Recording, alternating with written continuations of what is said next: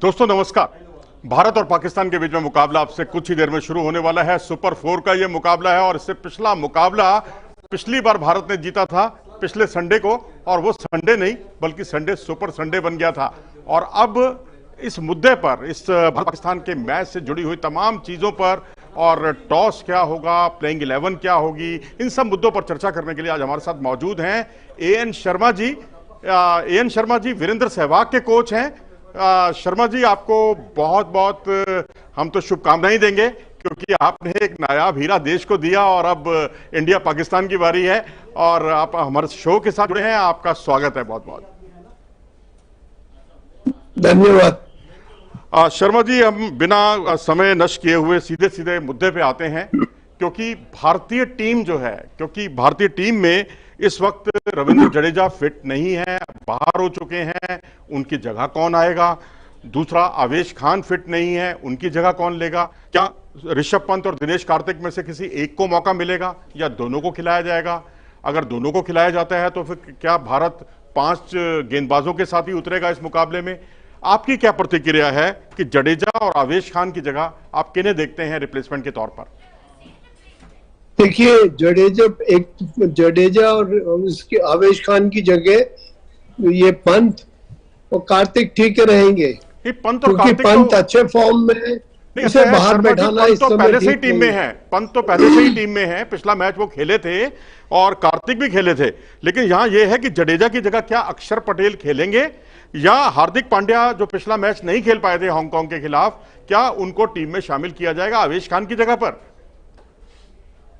देखिए, left arm गया है, लेफ्ट आर्म ही चाहिए हमारे को। तो इसका मतलब अक्षर पटेल, यानी आप अक्षर पटेल के साथ जाएंगे? जी, आपको मैं बता दूं, आवेश खान ने पिछले 2 मैच में कुछ नहीं किया। It was a liability, he was a liability to the team. जो उसका बॉलिंग एक्शन था हांगकांग के अगेंस्ट, उसने 50+ रन खाए। आप इमेजिन करेंगे? बिल्कुल। उसको तो बीमार होना ही बेटर है अगर बाहर बैठाना था। नहीं, अब सवाल यहाँ और दूसरा एक और बात मान लीजिए। जी जी जी। नहीं, एक सेकेंड, मेरी बात सुन लीजिए जी। रोहित, केएल राहुल ये बिल्कुल रॉक बॉटम पे है, कुछ नहीं कर रहे, रन नहीं बना रहे। हमारे को आज पाकिस्तान से बहुत बच के खेलना होगा क्योंकि उनके ओपनर ही बहुत अच्छे हैं। अब उनका पिछला मैच हम जीत गए, इसके लिए हम खुशी मना रहे हैं, ये नहीं है। पर ये देखिए कि हम कितना क्लोज और कैसे जीते हैं। हमेशा तो आप हार्दिक पटेल से उम्मीद नहीं करोगे कि ऐसी पारी खेले। हमारे को अपने गिरेबान में झांक के देखना चाहिए क्योंकि पाकिस्तान जब हमारे साथ खेलेगा तो वो डबल स्ट्रेंथ से खेलता है, उसका मोरल बूस्टिंग दूसरा होता है। तो ये चीजें भी तो देखिए ना, हमारे पास कौन ऐसा प्लेयर है जो उस प्रेशर को झेल सकता है। पाकिस्तान के अगेंस्ट सिर्फ वही प्लेयर चलेगा जो प्रेशर झेलने के काबिल होगा, जिसको प्रेशर टैक्टिक्स आते होंगे। क्योंकि शुरू से ही आपने रोहित को देख लिया था, वो केएल राहुल को, सॉरी वो उसको यही नहीं पता बॉल कहां लगी है बैट से, और वो बोल्ड होके चला गया था। हांगकांग के अगेंस्ट भी नहीं चला, ना रोहित चल रहा। हमारी वीक पॉइंट्स बहुत है।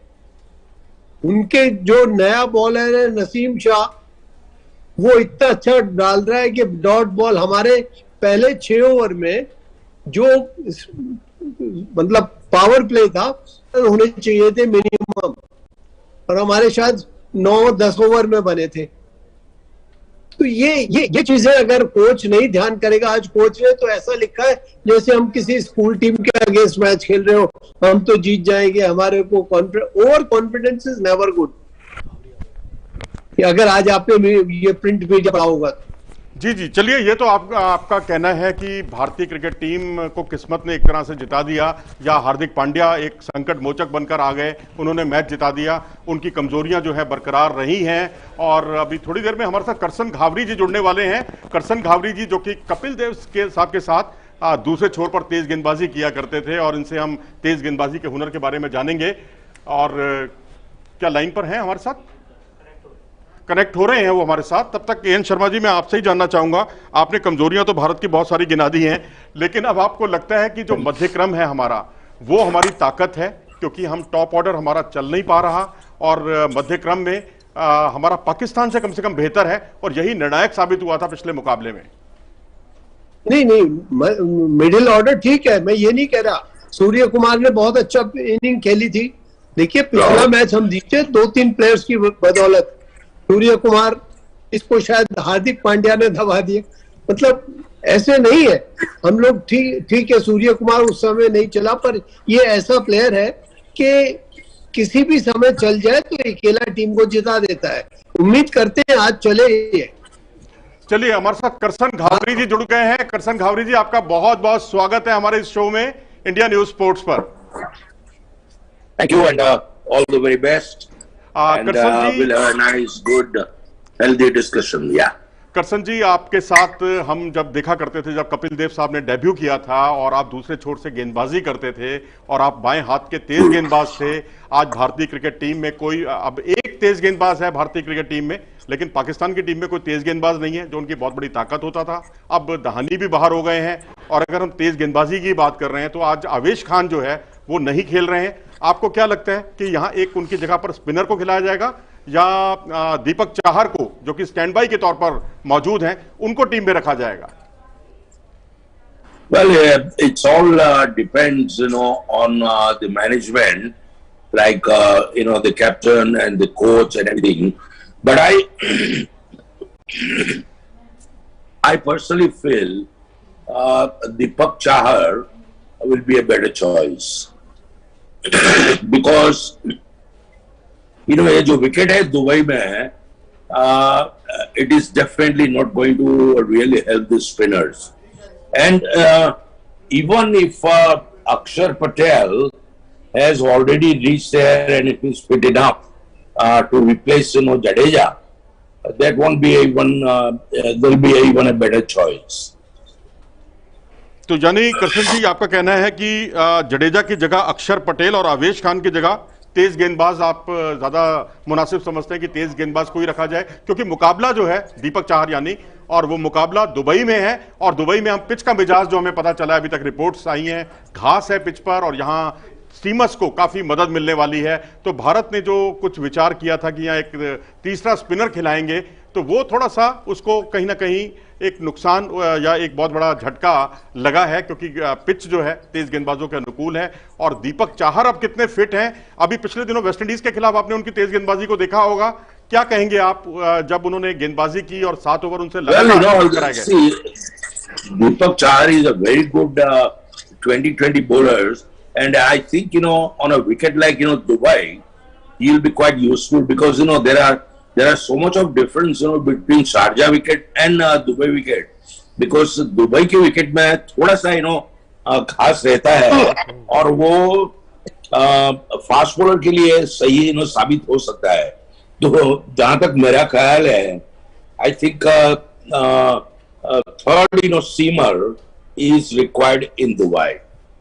चलिए, एएन शर्मा जी भी हमारे साथ जुड़े हुए हैं, जो वीरेंद्र सहवाग के कोच हैं, और T20 क्रिकेट की बात हो और पावर हिटर की बात ना हो, ऐसा हो ही नहीं सकता। और यहाँ पर क्योंकि आसिफ अली भी जूझ रहे हैं, शादाब, और उनका तो खैर नंबर ही नहीं लगा उस तरह से, लेकिन वो भी एक पावर हिटर हैं। एक पिछले मैच में तो भारत के खिलाफ वो चल नहीं पाए थे, और भारत के पावर हिटर जो हैं दिनेश कार्तिक का उस तरह से खेलने का उन्हें अवसर नहीं मिला। अब दिनेश कार्तिक खेलेंगे, पंत खेलेंगे, ये एक बड़ा सवाल है। और पावर हिटर को लेकर आपको कौन से देश के ज्यादा अच्छे पावर हिटर लगते हैं जो निर्णायक स्थिति में पहुंचा दें भारतीय टीम को? शर्मा जी, देखिए, हमारे पावर हिटर तो हमारा एक आध बॉलर भी कर लेता है कभी कभी, हमेशा तो नहीं। पर मैं तो ये कहूंगा कि लास्ट में जो हमारे जो बैट्समैन है, बॉलर तो कोई इतना पावर हिटर है नहीं जो जाके आपको 30 रन भी दे दे। जैसे आपने देखा आजकल पिछले 3 ओवर में या 4 ओवर में 60-70 रन आ जाते हैं बड़े आराम से। कल भी अगर आपने देखा होगा, परसों भी देखा होगा। तो हमारे पावर हिटर क्या, हमारे हम जो मानते हैं ये 7 नंबर तक तो ठीक है, उसके बाद हमारे पास तो फिर वो गाड़ी चलने वाली नहीं रहती। मेरे साथ जुड़े हुए हैं हमारे सहयोगी ऋतिक कपूर। ऋतिक, आप कुछ सवाल पूछना चाहें? जी जी जी, एक सवाल मैं पूछना चाहूंगा एएन शर्मा जी से। अभी अभी एक उनके लिए ही सवाल आया है। उनका कहना है कि भारत के जो पावर हिटर्स बेहतर हैं या पाकिस्तान के पावर हिटर्स बेहतर है, ये दीपक का सवाल आ रहा है। नहीं सर, पावर हिटर्स पाकिस्तान के बेटर है, लेकिन रन नहीं बना पा रहे हैं शर्मा जी। ये भी तो देखिए ना, उनके आसिफ को देखें तो पिछले 6 मुकाबलों में उन्होंने 6 में से 5 बार वो दहाई की संख्या तक भी नहीं पहुंच पाए, डबल फिगर तक भी नहीं पहुंच पाए हैं। और बाकी जी ये देखिए सर, पिछले मैचेस मत गिनिए, हमें आज का मैच का देखना है। हम पिछले मैचेस को देखते रहेंगे तो जैसा एक बार हम हार चुके हैं ऐसा नहीं करना चाहिए, हमें मैच जीतना है। अगर हम उसको ये माइंड में लेके चलेंगे, बिल्कुल जैसे अभी करसन घावरी जी ने कहा कि दुबई का विकेट बिल्कुल शीशे की तरह चमकता है जी, उसमें शायद स्पिनर इतना नहीं कर पाए, अगर स्पॉट पे बॉल नहीं डाला तो मीडियम पेसर चल जाएगा उसको। अगर हमारे कई बार बॉलर्स छोटी डालने के चक्कर में अपने पैर में मार देते जिसका खामियाजा हमें स्टिक से भुगतना पड़ता है। अगर हमारे बॉलर्स लाइन लेंथ पकड़ के बॉल डालेंगे तो हमारे को जीतने में कोई कठिनाई नहीं होगी, क्योंकि उनके जो बैट्समैन है वो जूझ रहे हैं अपनी फॉर्म में आने के लिए। शुरू के रिजवान को छोड़ दो, बाबर खान, ये 1-2 है, उसके बाद का बैट्समैन आप उनके नाम ही नहीं जानते होंगे, उनकी परफॉर्मेंस ऐसी रही। करसन घावरी जी, मेरा आपसे सवाल है। अभी एन शर्मा जी, मैं आप पर आता हूं अभी एक बार फिर से। इस वक्त पाकिस्तान का जो टॉप ऑर्डर है, खासकर 2021 का जो पिछला T20 वर्ल्ड कप हुआ था उसके बाद से अब तक जितने भी मैच हुए हैं, खासकर उनका टॉप ऑर्डर स्पिन बॉलिंग के सामने जूझ रहा है। फकर जमान स्पिनर्स को खेल ही नहीं पा रहे हैं। उनका 105 का स्ट्राइक रेट है, बाबर आजम का स्ट्राइक रेट बहुत गिरा है अगर खासकर स्पिनर सामने होते हैं। आप खुद भी लेफ्ट आर्म स्पिन गेंदबाजी किया करते थे, मुझे याद है। करसन घावरी जी, आप क्या नसीहत देंगे कि हमारे जो स्पिनर्स हैं वो कितने कारगर साबित हो सकते हैं, खासकर पाकिस्तान के टॉप ऑर्डर को रोकने के लिए? देखिए साहब, सबसे बड़ी बात यह है कि हमारे जितने भी बॉलर है, चाहे वो फास्ट बॉलर हो या स्पिनर्स हो, अपनी फील्ड के मुताबिक अगर बॉलिंग करे और अपनी लाइन लेंथ एक्यूरेसी को थोड़ा संभाल के रखे and let the batsman make mistakes. Because आप देखिए, वैसे देखा जाए तो पाकिस्तान के सारे बैट्समैन कोई बहुत बड़े फॉर्म में नहीं है, except the Rizwan is in a great form. He has been scoring a lot of runs in last 2-3 matches. Babar, unfortunately, Babar, he's having a very, very lean period. And last 2 innings, he has not scored runs. So, he will be definitely under pressure against India today. And see, बाकी के जितने भी उनके खिलाड़ी है, they are all, good players, but none of them are scoring the big runs. So, देखने वाली बात ये होगी कि आज हमारे बॉलर्स किस तरह से उनके साथ उनके सामने किस तरह की बॉलिंग करेंगे, because Pakistan has got nothing to lose. They will definitely go all out to win against us, and because it's a most reputed match between India and Pakistan is always a big game. So both the teams will go out 100% to win the game, and I'm sure जिस तरह से India का form चल रहा है, I think we should beat them. बिल्कुल. और एक पिच रिपोर्ट आ रही है, मैं बात करता हूँ पिच के बारे में, कि तो वसीम अकरम खड़े थे और संजय मांजरेकर, इन दोनों ने पिच रिपोर्ट ये बताई है दुबई से कि ये 2 पेस्ड विकेट है, और जो मुकाबला हुआ था अफगानिस्तान और श्रीलंका के बीच में उससे थोड़ा सा ड्राई है, घास थोड़ी ड्रायर है, और पेसर्स को सबसे ज्यादा मदद मिलेगी, जैसा कि अभी करसन घावरी जी ने बताया. और पेसर्स के मामले में आप देखें, अगर हम हार्दिक पांड्या की तरफ, तो हार्दिक पांड्या ने पिछले मुकाबले में पाकिस्तान के खिलाफ भारत को अहम मौकों पर विकेटें चटकाकर दी थी, और उनके जो सारे मिडिल ऑर्डर के बल्लेबाजों की. तो आज भी हम देख सकते हैं क्या सर, घावरी सर, के हार्दिक पांड्या आज मेन रोल में आएंगे या नहीं आएंगे अपनी बाउंसर से? Definitely. I mean, he's Hardik Pandya is a very great, utility cricketer, and बराबर सही मौके पे वो अपना काम करके दिखाते हैं. और I wish and I hope he get an opportunity to उनका जौहर दिखाने का आज उनको मौका मिले, बट अगर न मिले तो अच्छा है, क्योंकि हमारे पास जो ओपनिंग बैट्समैन है, नंबर 3 है, नंबर 4 है, नंबर 5 तक, our batting lineup, our middle order is quite solid, compared to any other teams. जी गाबरी साहब, ये भुवनेश्वर कुमार और नसीम शाह, ये दो अपने अपने टीम के ट्रम्प कार्ड साबित हो सकते हैं, और जिस तरह से गेंदबाजी कर रहे हैं, ये सवाल मैं एन शर्मा जी से भी जानना चाहूंगा। पहले करसन घावरी जी, मैं आपसे जानना चाहूंगा कि जिस तरह से एक टेस्ट क्रिकेटर, उनको टेस्ट का ठप्पा लगा हुआ था, उनको T20 में उतारा, ये मास्टर स्ट्रोक साबित हुआ पीसीबी के जो सिलेक्टर्स हैं उनका, लेकिन वहीं भुवनेश्वर कुमार T20 क्रिकेट में कंसिस्टेंटली अच्छा प्रदर्शन कर रहे हैं, और स्लॉग ओवर्स हो चाहे स्टार्टिंग ओवर्स हो, दोनों में उनका जवाब नहीं। महेंद्र सिंह धोनी तो उनका इस्तेमाल ही शुरू में पावर प्ले में या लास्ट में किया करते थे। क्या कहेंगे इन दो ट्रम्प कार्डों के बारे में? देखिए साहब, Bhuvneshwar Kumar over the years, जो अनुभव होता है, एक्सपीरियंस होता है, उससे बहुत फर्क पड़ता है ना। पहले जैसे Mahendra Singh Dhoni used to use him only in the first 3 or 4 overs, but now even in the death over, he has got the trick of the trade कि slower one अच्छा रहते हैं, he can bowl a good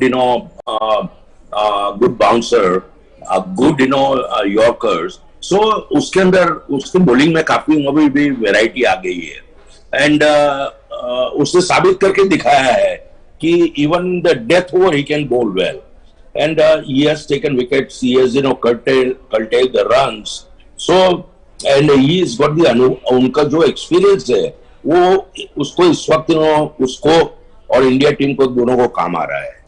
यही सवाल मेरा N Sharma ji आपसे है कि आप क्या सोचते हैं। इनके साथ में एक सवाल मैं और जोड़ना चाहूंगा कि अर्शदीप तो दोनों और गेंद को मूव कराते हैं, लेकिन हांगकांग के खिलाफ वो भी बहुत महंगे साबित हुए थे। देखिए, मैं भुवनेश्वर कुमार के साथ चाहूंगा कि वो ही से वेल एक्सपीरियंस्ड बॉलर, जैसा कि करसन घावरी जी ने कहा, मैं 100% उनके साथ सहमत हूं, पर अर्शदीप को अभी सीखना बहुत बाकी है जी, क्योंकि पिछली दफा जो उसने शॉर्ट पिच डालने की कोशिश की थी, कुछ बॉल वो अपने पैरों पे ही डालता रहा। इवन मेरे को कुछ कमेंटेटर से शिकायत है, इतनी शॉर्ट पिच थी, अपने पैरों पे डाला, उस पे 6 लगा और उसने कहा क्या छोटी अच्छी बॉल डाली। अरे भाई, हम भी देख रहे हैं, दुनिया भी देख रही है। अर्शदीप को अभी बहुत सीखना पड़ेगा। अगर बॉल डालनी है तो स्पॉट पे रखना पड़ेगा, जैसे अभी करसन घावरी जी कह रहे थे। अगर आपने इधर उधर डाली, क्योंकि जो भुवनेश्वर कुमार है उसकी बॉल स्विंग भी होती है, अंदर भी आती है, जो सबसे मुश्किल बात होती है बैट्समैन को, उस बॉल को खेलना या मारना। जी, और पर पिछले मुकाबले में जो पाकिस्तान के खिलाफ हुआ था भारत का, उसमें भुवनेश्वर कुमार ने स्विंग के साथ साथ एक अलग टैक्टिक अपनाई थी कि बाबर जो उनके कप्तान है पाकिस्तान के, उनको बाउंसर से उनको ट्रबल किया था और बाउंसर पे ही उनका विकेट मिला था। मुझे लगता है कि जी ये जरूरी नहीं है कि पिछली दफा आपने बाउंसर से उनको आउट कर दिया, वो इस बार नेक्स्ट आप दूसरे को भी तो देखो, वो भी तो तैयार होके आएंगे कि हमने इसकी बाउंसर के साथ आज में क्या करना है। हमें आज के लिए देखना है, अपना आज का मैच हमने जीता रहा, हमें पहला मैच जो गया वो भूल जाओ, कितने मैच हम 14 मैच जीते वो भूल जाओ, हमें आज का मैच जीतना है, उसके लिए चलो। जी करसन घावरी साहब, ये शाहनवाज दाहनी जो कि उनके यॉर्कर मैन माने जाते हैं, पीएसएल में उन्होंने बहुत प्रभावित किया तेज गेंदबाजी से, वो आउट हो गए हैं इंजरी की वजह से। अब आपको क्या लगता है कि मोहम्मद हसनैन जो कि रफ्तार के सौदागर माने जाते हैं, उनके साथ वो जाएंगे या हसन अली के साथ जाएंगे? Well, मेरा ख्याल है तब तक Hasan Ali is a more experienced player, because he has already played for Pakistan in number of matches. So इतनी important मैच में आप नए खिलाड़ी को उतार के उसकी जगह अगर कोई अनुभवी, कोई एक्सपीरियंस प्लेयर को खिलाएंगे, he can handle the pressure better. Toss का कुछ है अभी रोहित शर्मा इंडिया के कप्तान और बाबर आ चुके हैं फील्ड पर, और टॉस अभी होने ही वाला है, और बेस्ट यही रहेगा दोनों में से कोई भी अगर टॉस जीता तो बॉलिंग ही चुनेगा सर। बिल्कुल, और यहाँ पर मेरा सवाल है यहाँ एन शर्मा जी से कि जब पावर हिटिंग, क्योंकि आपने सहवाग जैसा नायाब हीरा देश को दिया है, और पावर हिटर्स की चर्चा अगर की जाए तो पावर प्ले में 18 गेंदों के बाद अगर भारतीय खिलाड़ी एक छक्का लगाता है तो पाकिस्तान का खिलाड़ी 46 गेंद के बाद छक्का लगाता है। अगर आप मिडिल ओवर्स में देखेंगे तो 19 गेंद के बाद अगर भारतीय खिलाड़ी छक्का लगाता है तो पाकिस्तान में 30 गेंद के बाद छक्का लगाते हैं। लेकिन जो स्थिति है उसमें थोड़ी सी बदल जाती है डेथ ओवर्स में, वहां रिकॉर्ड थोड़ा सा पाकिस्तान का बेहतर है। क्या कहेंगे आप कि पाकिस्तान का शुरू से हमने देखा है 80 के दशक से हम जितना फॉलो करते आए हैं, पाकिस्तान के क्रिकेटर्स आमतौर पर डेथ ओवर्स में ही रन गति को बढ़ाने में यकीन करते हैं। मैंने आपको शुरू में कहा था कि वो मेंटली हमसे ज्यादा स्ट्रांग होके फील्ड में आते हैं। हमारे प्लेयर पता नहीं क्या हो जाता है, ग्राउंड में उतरने के बाद उनकी मेंटल जो स्ट्रेंथ है वो 10% बढ़ने की बजाय 10% कम हो जाती है। तो शुरू में आप देखिए हमारे पावर प्ले में कितने रन बनते हैं, ये भी तो आप देखिए ना उसके हिसाब से कि पाकिस्तान के कितने बने। दोनों टीमें ज्यादा डिफेंसिव होके चलती हैं तब मैच फंसता है। तो करसन घावरी जी, कितना दबाव रहता है? आप तो पाकिस्तान के खिलाफ खूब खेले हैं और 78-79 वाला वो दौरा भी हमें याद है। और जो पाकिस्तान के खिलाफ आप जब तेज गेंदबाजी करते हैं या अन्य टीमों के खिलाफ जब गेंदबाजी करते थे तो दोनों में कितना मेंटल प्रेशर आप झेलते थे? आपको लगता था कि पाकिस्तान के खिलाफ कितना स्ट्रेस रहता था? देखिए, आप कोई भी टीम के साथ खेले, लेकिन जब इंडिया और पाकिस्तान का मैच होता है, भले ही कोई भी प्लेयर कहे कि उसको इतना प्रेशर नहीं है, इतना प्रेशर नहीं है, लेकिन प्रेशर बहुत होता है, बहुत जरूरी होता है, क्योंकि it's a matter of the big pride. क्योंकि दोनों कंट्रीज को, दोनों टीमों को अपनी टीम को जिताने के लिए वो लोग कोशिश करते हैं, लेकिन यहाँ पर प्रेशर की जब बात आती है तो ऐसा कभी नहीं हो सकता है कि इंडिया पाकिस्तान मैच में प्रेशर होता ही होता है। करसन घावरी साहब, मैं आपको बीच में रोकना चाहूंगा। इस वक्त टॉस का नतीजा आ गया है, टॉस हो चुका है और पाकिस्तान ने टॉस जीत लिया है और पहले गेंदबाजी करने का फैसला किया है। क्या आप मानते हैं कि यह पाकिस्तान हमसे 10 कदम आगे हो गया है इस मुकाबले में या नहीं? हसन अली, देखिए, ऐसी तो कोई बात नहीं है। इट्स ऑल डिपेंड्स कि पहले पावर प्ले में पहली 6 ओवरों में हम लोग अगर कोई भी विकेट न गवाएं और 40, 45 या 50 रन भी हो तो that is good enough. I think even 35-40 run is good enough, but without losing wicket in first 6 overs, that is very important. And चाहे हम लोग बैटिंग फर्स्ट करें या बॉलिंग फर्स्ट करें, हमारा काम यही है कि अगर आज हम लोग अभी पहले बैटिंग कर रहे हैं तो हमारा लक्ष्य यही होना चाहिए कि 170, 175, 180 बोर्ड पे लगा है और keep the pressure on Pakistan all the time, because that is the only way we can do it. Pressure plays a big part in such a game, specially between India and Pakistan. जी, और एक और update आ रहा है पाकिस्तान से कि शाहनवाज धानी जो injured हो गए थे, बाहर हो गए थे, रूल आउट हो गए थे, उनकी जगह पर हसन अली आए हैं। पाकिस्तान ने एक्सपीरियंस चुना है और मोहम्मद हसनैन भी थे वैसे तो दावेदारी में, पर वो अभी नए हैं, उनके पास गति है, लेकिन थोड़ा सा एक्सपीरियंस चुना है और हसन अली को ले लिया है शाहनवाज धानी की रिप्लेसमेंट। तो इस रिप्लेसमेंट को कैसे देख रहे हैं आप? Well, as I've just told you that Hassan Ali is the most वो अनुभवी खिलाड़ी है पाकिस्तान के लिए, उसके पहले बहुत बार वो खेल चुके हैं। तो यहाँ पर ये एक्सपीरियंस प्लेयर की बहुत ज्यादा जरूरत होती है, क्योंकि नया अगर कोई खिलाड़ी आया तो वो ये प्रेशर को किस तरह से हैंडल कर पाएगा या नहीं कर पाएगा, वो तो इंडिविजुअल डिपेंड करता है, क्योंकि it's a very high pressure game. Sharma ji, अभी एक और अपडेट आया है आपके लिए कि जो जडेजा जैसे नहीं खेल रहे हैं, दीपक हुड्डा को टीम में जगह मिली है प्लेइंग 11 में। जी, किस तरह से सोचते हैं आप इस परिवर्तन को? मेरे ख्याल टीम मैनेजमेंट ने देखा होगा विकेट स्पिनर्स के लायक इतना फेवरेबल नहीं है, तभी उन्होंने दीपक हुड्डा को चुना है टीम में। तो मेरे ख्याल से बेहतर है ये, और सिर्फ ये है कि हम लोग थोड़ा स्ट्रांग होके खेले। जैसे घावरी जी ने कहा कि भाई पहले, मैं ये कहूंगा पहले पावर प्ले में 6 ओवर में कम से कम 50 और 60 के बीच में हमारा स्कोर रहे और विकेट ना गिरे, तब हम अच्छा टारगेट दे सकते हैं। मेरे लिए टारगेट 200 के आसपास होना जरूरी है। जी, और शर्मा जी एक और चेंज है कि रवि बिश्नोई को भी ले लिया है टीम में, दीपक हुड्डा भी आए हैं। तो एक बार ही प्लेइंग 11 की तरफ देख लेते हैं भारतीय टीम की, फिर उसके बाद आगे चर्चा बढ़ाएंगे। रोहित, कप्तान, राहुल, विराट, सूर्य कुमार, पंत, हुडा, हार्दिक, भुवी, बिश्नोई, चहल, अर्शदीप। तो पंत आ गए हैं टीम में और दिनेश कार्तिक नहीं है टीम में। किस तरह से देखते हैं आप प्लेइंग 11 को?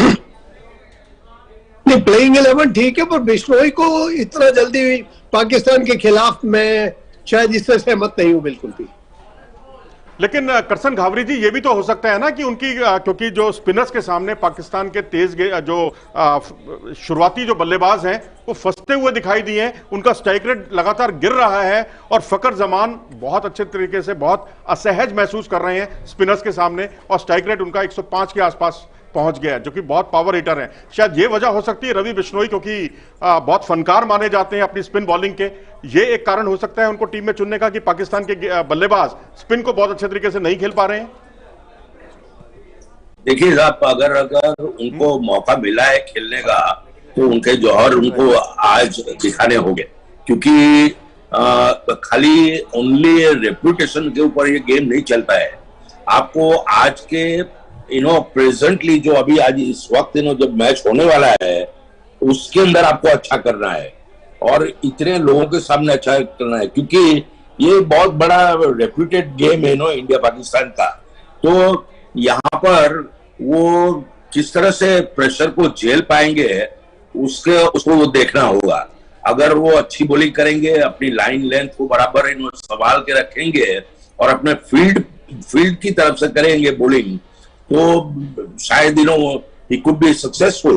But see, you never know, because today power hitting is such कि कई बार मिस टाइमिंग भी हो जाता है, फिर भी गेंद बाउंड्री लाइन के बाहर चली जाती है, 6 चले जाता है जी। तो इक्विपमेंट की वजह से भी बहुत फर्क पड़ता है। लेकिन बॉलिंग अच्छी करनी होगी, फील्डिंग अच्छी करनी होगी, कैचेस पकड़ने होंगे, whatever the opportunity we get, like run out या stumping या जो भी है, वो सब संभाल के करना पड़ेगा, क्योंकि ये बहुत बड़ा मैच है। इट्स अ डू और डाई। चलिए, अब चलते चलते अब समय बहुत कम है। अब एक लाइन में अगर मैं आपसे कहूं कि आप हिंदुस्तान और पाकिस्तान को कितना वो देंगे, 60-40 मानते हैं, 55-45 मानते हैं, या 50-50 का मुकाबला मानते हैं? ये मेरा दोनों गेस्ट से एक एक लाइन में मैं चाहूंगा कि आप इसका जवाब दें। Well, I personally feel it is India 60 and Pakistan 40. जी शर्मा जी। मैं 50-50 कहूंगा। 50-50 कहेंगे। चलिए, हमारे दोनों गेस्ट का अपना अपना रुख है और इनका कहना है कि 50-50। करसन घावरी जी कह रहे हैं कि 60-40 इंडिया के पक्ष में। तो हम उम्मीद करेंगे कि भारत ये मुकाबला जीते और उसके बाद फाइनल के लिए अपनी जगह को जो है अपना दावा मजबूती के साथ सामने रखे। आप दोनों मेहमान हमारे साथ जुड़े, आपका बहुत बहुत धन्यवाद करसन घावरी जी और एएन शर्मा जी, बहुत बहुत धन्यवाद। All the very best. Thank you. तो ऋतिक, ये चर्चा जो है, जैसा करसन घावरी जी ने कहा, वो तो 60-40 का रेशो दे रहे हैं और जिस तरह से उन्होंने कहा, एएन शर्मा जी ने 50-50, काफी नेगेटिव भी हो गए थे और उन्होंने कहा कि नहीं, हम मानसिक दृढ़ता की हम में कमी है, तो थोड़ा सा एक विरोधाभास भी दिखाई दे रहा है हमारे दोनों गेस्ट के बीच में। बिल्कुल दिखाई तो दे रहा था, क्योंकि सबके ओपिनियंस, पर्सपेक्टिव्स अलग अलग होते हैं। हमने भारत की प्लेइंग 11 के बारे में तो बात कर ली, देख भी ली, एक बारी पाकिस्तान की तरफ भी देख लेते हैं प्लेइंग 11 की, उसकी हमने बात नहीं करी। मोहम्मद रिजवान, बाबर आजम, फखर जमान, खुशदिल शाह, इफ्तिकार अहमद, शादाब खान, आसिफ अली, मोहम्मद नवाज, हैरिस रौफ, मोहम्मद हसनैन और नसीम शाह, ये है। और बड़ी चीज़ ये है कि अगर हम बात करें पाकिस्तान की तरफ, और तो हसनैन को मौका दिया गया है शाहनवाज धानी की जगह पर, और हसन अली को दिया गया जी। और अगर हम बात, हसन अली खेल रहे हैं ना, हसनैन को मौका दिया गया है शाहनवाज धानी की जगह पर। तो हसनैन टीम में आए जी, हसनैन टीम में आए हैं। और अगर हम भारत की तरफ देखें सर, तो Ravindra Jadeja left out, ruled out हो गए कह सकते हैं, और वहीं इन्होंने दीपक हुड्डा को चुना है, क्योंकि दीपक हुड्डा थोड़े बहुत ओवर्स भी डाल लेते हैं। और जैसे कि बड़ी चीज़ अगर हम ये देखें तो दीपक हुड्डा नीचे आकर पारी संभाल भी लेंगे अगर जरूरत पड़ी तो, और बड़े हिट्स भी लगा लेते हैं। लेकिन यहाँ सवाल ये उठता है कि 3 प्लेयर जो नहीं खेल रहे हैं, दिनेश कार्तिक आपने बताया, जडेजा बताया, आवेश खान बताया जी, ये तीनों खिलाड़ी नहीं खेल रहे हैं। तो अब इनकी जगह पे जो खिलाड़ी आए, अक्षर पटेल को टीम में जगह मिली? नहीं, अक्षर पटेल को टीम में जगह नहीं मिली है। तो अब हार्दिक पांड्या टीम में आए हैं, पिछले मुकाबले में वो नहीं थे। ऋषभ पंत तो पिछले मुकाबले में जी, पिछले मुकाबले में भी थे। उनको कौन से 3 बदलाव हुए हैं? रवि बिश्नोई, बिल्कुल, हार्दिक पांड्या और दीपक हुड्डा। तो दीपक हुड्डा और हार्दिक पांड्या और रवि बिश्नोई, ये 3 बदलाव हुए हैं भारतीय क्रिकेट टीम में। और रवि बिश्नोई जो कि एक फनकार माने जाते हैं और पिछले अगर 3-4 मैच हम उठाकर देखते हैं तो बहुत शानदार प्रदर्शन किया है उन्होंने, बहुत उम्दा उनकी गेंदबाजी रही है, रनों पर अंकुश भी लगाया, विकेट भी चटकाए हैं उन्होंने। और उम्मीद करनी चाहिए कि वो जो पाकिस्तान की जो दुखती रग है, जो स्पिन बॉलिंग को ना अच्छे तरीके से खेल पाना या उतने अच्छे स्ट्राइक रेट से रन ना बना पाना, उसको वो जो है उसका भरपूर फायदा उठाने की कोशिश करेंगे। मैं कहूंगा बहुत अच्छा फैसला है, खासकर आर अश्विन को ना खिलाकर और उनकी जगह रवि बिश्नोई को मौका देकर। हालांकि मैं एएन शर्मा जी की इस बात से इत्तेफाक नहीं रखता कि बहुत युवा खिलाड़ी हैं और वो मानसिक दृढ़ता की उनको कमी हो सकती है, वो उनको आड़े आ सकती है, लेकिन कभी तो आपको शुरुआत करनी है ना। तो अभी भारत पाकिस्तान ही सब कुछ नहीं है, हमारा उद्देश्य है T20 वर्ल्ड कप जीतना और उसका ये पूर्वाभ्यास है और उसकी ये ड्रेस रिहर्सल है। बिल्कुल। और अब जैसे कि भारतीय टीम पहले बल्लेबाजी करेगी, केएल राहुल फिर से एक बार ही आएंगे पाकिस्तानी टीम के साथ सामने सर, और जिस तरीके से मुझे लगता है केएल राहुल भूलना चाहेंगे पिछला मुकाबला, आज प्रेजेंट पर फोकस करना चाहिए उनको और एक नई शुरुआत देनी चाहिए। थोड़े बहुत रन्स उनके खाते में आए थे हांगकांग के खिलाफ, लेकिन वो इनफ नहीं थे उनकी फॉर्म को वापस लाने के लिए।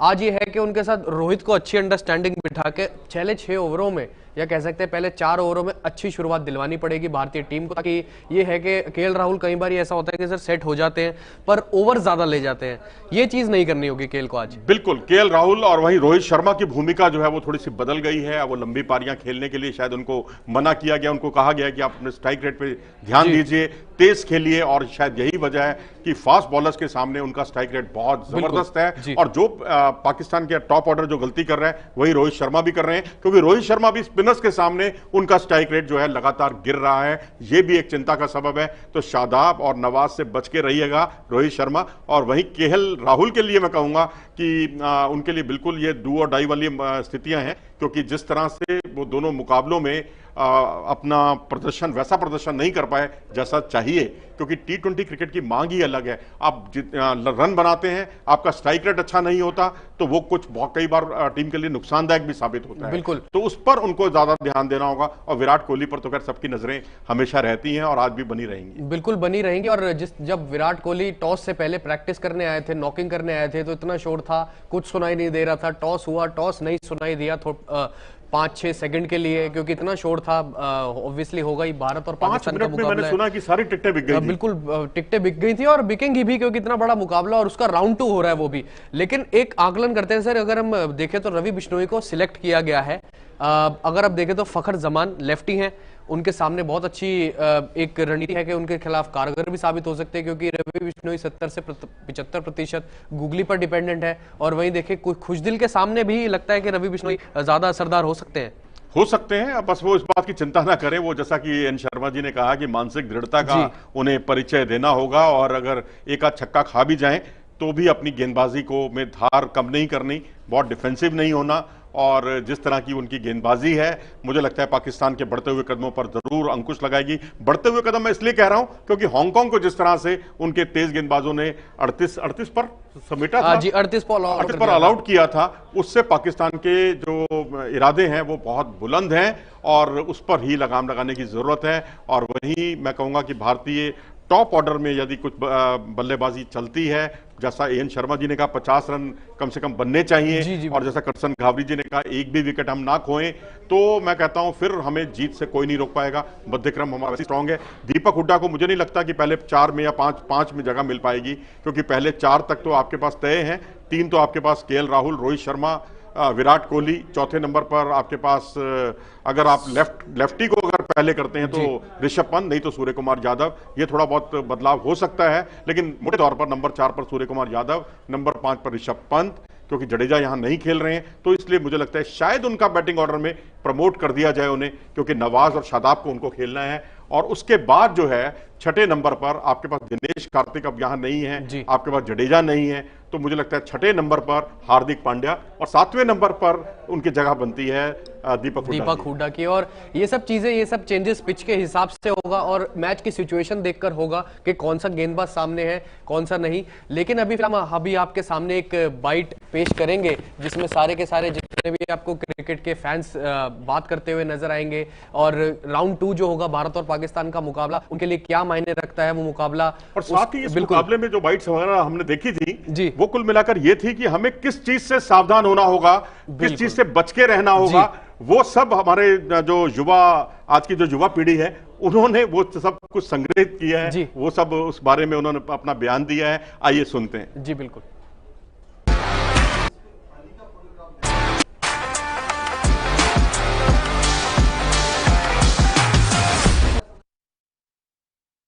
नमस्कार। आज इंडिया और पाकिस्तान का मैच जो अभी कुछ ही देर में स्टार्ट होने वाला है, उसको लेकर आज हम थोड़ी सी चर्चा करेंगे। और न्यूज़ रूम में जैसे आप देख रहे हैं बहुत ज़्यादा गर्माहट बनी हुई है और इंडिया में, पूरे इंडिया जो इंडिया और पाकिस्तान का मैच जो है उसका वेट करता रहता है कि कब इंडिया और पाकिस्तान का मैच हो और कब एकदम एक फेस्टिवल जैसा माहौल पूरे इंडिया में बन जाए। तो अभी जैसे हमें पता है कि पाकिस्तान और हांगकांग का जो मैच हुआ था उसमें पाकिस्तान ने हांगकांग को कितनी बुरी तरह हराया था, सिर्फ 38 रनों में उनको ऑल आउट कर दिया था। तो आपको क्या लगता है कि जैसे पाकिस्तान ने हांगकांग को हराया था, क्या इंडिया का भी ऐसा हाल आपको होता दिख रहा है? किससे उनको सावधान रहना चाहिए? मुझे लगता है कि in the last match India one convincingly, तो इस बार मतलब इंडिया को ज़्यादा कॉम्प्लेसेंट नहीं होना चाहिए। और सेकेंडली मतलब अगर पारी की शुरुआत अच्छा रहे तो if India can build up a good total, then India has very good chances to win the match. या वेरी गुड। ओके, ठीक है। तो हम आपसे भी पूछेंगे कि ऐसे कौन कौन से प्लेयर्स हैं पाकिस्तान टीम में जिससे इंडिया को थोड़ी सी सावधानी बरतनी चाहिए? मुझे लगता है कि जो पाकिस्तान के ओपनर है मोहम्मद रिजवान, उनसे हमें सावधानी बरतनी चाहिए, क्योंकि पहले मैच में भारतीय टीम के खिलाफ उन्होंने 43 रनों की पारी खेली थी। वहीं हांगकांग के खिलाफ भी उन्होंने 78 रन बनाए हैं। वहीं पर अगर वो भारत और पाकिस्तान का जो दूसरा मुकाबला है अब दोबारा से जो होने जा रहा है, अगर उस मैच में वो चल जाएंगे तो भारतीय टीम को उनसे संकट रह सकता है। जी बिल्कुल। अभी मैं आपसे पूछना चाहूँगी कि आपको कौन सा वो प्लेयर लगता है जो भारतीय टीम के लिए एक संकट बन सकता है इस मैच में? मेरे हिसाब से शादाब खान जो उनके स्पिनर है, spinning allrounder you can say, he could be dangerous for India, क्योंकि उसने पिछले मैच में 4 विकेट लिए थे। एंड विकेट थोड़ा टू पेस्ड रहने वाला है, तो उसमें it will assist both the fast bowlers and the spinners. तो इसमें क्या है, he is there wicket taking option spin में, एंड उसकी बैटिंग कैपेबिलिटी के हिसाब से वाइल द बैट वो 6 नंबर पे आके बड़े बड़े हिट्स भी लगा सकता है। तो उससे थोड़ी सावधानी बरतनी पड़ेगी। बाकी overall I am confident India is going to win once again. बिल्कुल, इंडिया तो जीतने ही वाली है, लेकिन बस यही होता है कि कुछ प्लेयर्स कुछ संकट कभी कभी साबित हो सकते हैं हमारी टीम के खिलाफ। आपको क्या लगता है? मुझे लगता है कि जैसे हमारे रोहित शर्मा है, वैसे ही पाकिस्तान के कैप्टन है बाबर आजम। मुझे वो लग सकता है कि इंडिया के लिए थोड़े खतरे साबित हो सकते हैं, क्योंकि लेकिन वो पिछले लास्ट 2 मैचों में चले नहीं हैं। लेकिन वो कहते हैं ना, सोता हुआ शेर कभी भी जाग सकता है। बिल्कुल। और अगर हम इंडिया की तैयारी बोलें तो हमारे पास बॉलर्स भी अच्छा है, हमारे पास बैटिंग ऑर्डर भी इतना अच्छा है, विराट कोहली भी धीरे धीरे फॉर्म में आ रहे हैं। तो हाँ, चांसेस तो अभी इंडिया की ही ज़्यादा लग रहे हैं कि पाकिस्तान से जीतने के लिए, और जो होगा भी। धन्यवाद।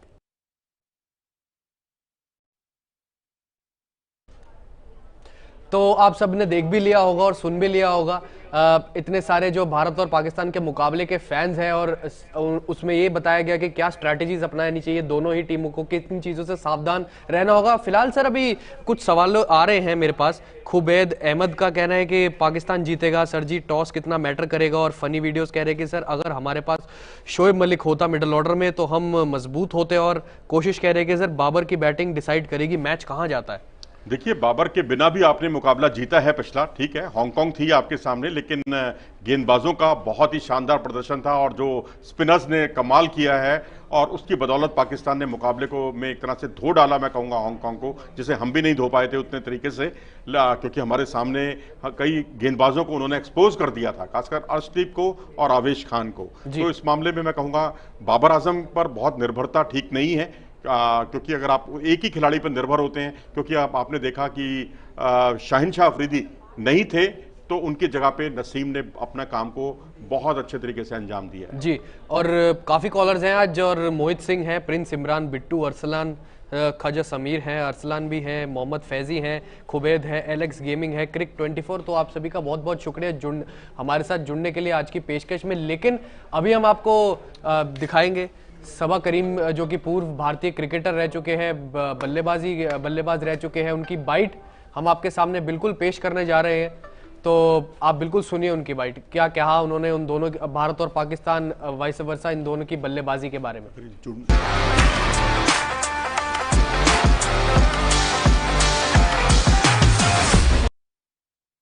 ये राउंड 2 है इंडिया और पाकिस्तान का मुकाबला एशिया कप में जो होने वाला है।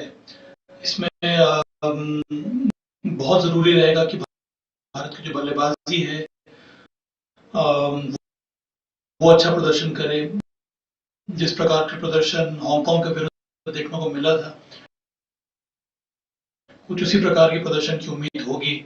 आवश्यक ये भी है कि भारत तैयारी कुछ इस प्रकार से करके आए कि अगर भारत को पहले बल्लेबाजी करनी पड़े तो फिर पार स्कोर क्या होना चाहिए। जिस तरह से यहाँ पर विकेट बिहेव कर रहा है, मेरे विचार में 180-190 पार स्कोर होगा। वहां तक पहुंचने के लिए बहुत आवश्यक है कि हमारे जो टॉप 3 बल्लेबाज हैं वो रन भी बनाए और तेज गति के साथ रन बनाए, ताकि वो प्लेटफॉर्म बन जाए, उसके ऊपर हम एक बड़ा स्कोर खड़ा कर सकते हैं। तो इन सारी बातों पर ध्यान देना होगा भारत को। पाकिस्तान, मुझे लग रहा है कि थोड़ा बहुत इंप्रूवमेंट देखने को मिल रहा है। हांगकांग के विरुद्ध उनकी बल्लेबाजी काफी अच्छी हुई थी, उनकी गेंदबाजी काफी अच्छी हुई थी। तो एक बार फिर से एक बहुत ही दमदार मुकाबला की मैं उम्मीद कर रहा हूं इस राउंड 2 इंडिया वर्सेस पाकिस्तान में। तो आपने पूर्व भारतीय क्रिकेटर सबा करीम को भी सुन लिया होगा कि उन्होंने दोनों ही टीमों के बारे में क्या स्ट्रैटेजीज अपनानी चाहिए दोनों की बल्लेबाजी में। भारतीय टीम जिस तरीके से उन्होंने हांगकांग के खिलाफ बल्लेबाजी करी थी और सूर्य कुमार यादव 4 नंबर पर आकर उन्होंने कितनी बेहतरीन बल्लेबाजी करी थी वो भी उन्होंने बताया है इस बाइट में। और साथ में पाकिस्तान के बारे में उन्होंने ये बताया कि हांगकांग के खिलाफ पाकिस्तान ने भी और स्पेशली रिजवान ने अच्छी बल्लेबाजी करके और फखर जमान ने भी अच्छी बल्लेबाजी करके एक सपोर्ट देके किस तरीके से पाकिस्तान को 193 के स्कोर पर पहुंचाया। और जाते जाते कुछ सवालों की अगर हम बात करें तो रहमत आर के कह रहे कि सर जो अच्छा खेलेगा वो ही जीतेगा। वैसे बहुत तो बढ़िया बात कही रहमत जी आपने, वाकई क्रिकेट की जीत होनी चाहिए। हिंदुस्तान पाकिस्तान में तो खैर मुकाबला जंग चलता रहता है क्रिकेट के मैदान पर, जो अच्छा खेले वही जीते।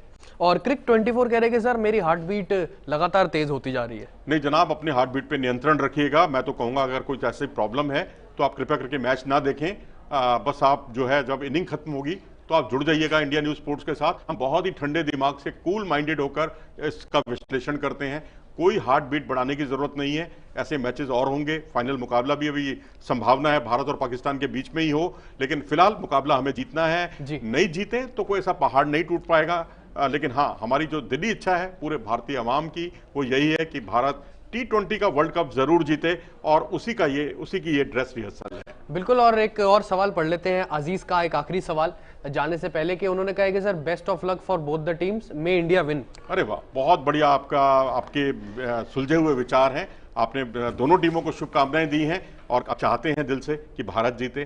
पूरा भारतीय अवाम यही चाहता है और हम भी यही चाहेंगे कि एशिया कप में जो भारत का प्रदर्शन अभी तक लगातार अच्छा रहा है, रिकॉर्ड उठाकर देखें वो भी बेहतर रहे हैं। और जिस तरह का प्रदर्शन पिछली बार एक दोनों टीमों के बीच में एक बड़ा अंतर साबित हुए थे हार्दिक पांड्या, अब उनकी वापसी हो गई है टीम में, तो वो कुछ ना कुछ इस बार हुनर का प्रदर्शन जरूर करेंगे। बिल्कुल। और अब मुकाबला कुछ ही देर में शुरू होने वाला है, 1 से 2 मिनट में। और बड़ी चीज ये है कि भारतीय टीम में 3 बदलाव हैं और पाकिस्तान की टीम में सिर्फ 1 बदलाव है। मोहम्मद हसनैन आ गए हैं शाहनवाज धानी की जगह पर। और अब देखना होगा कि किस तरीके की भारतीय टीम शुरुआत करती है बल्लेबाजी में, पहले 6 ओवर में कितना स्कोर बनाती है और पाकिस्तान की टीम कितनी विकेटें ले पाती है शुरुआती ओवर्स में और पूरे के पूरे मैच में। हम आपके साथ इनिंग्स ब्रेक में फिर से जुड़ेंगे पूरे मुकाबले का विश्लेषण लेकर। फिलहाल हमारी इस खास पेशकश में इतना ही।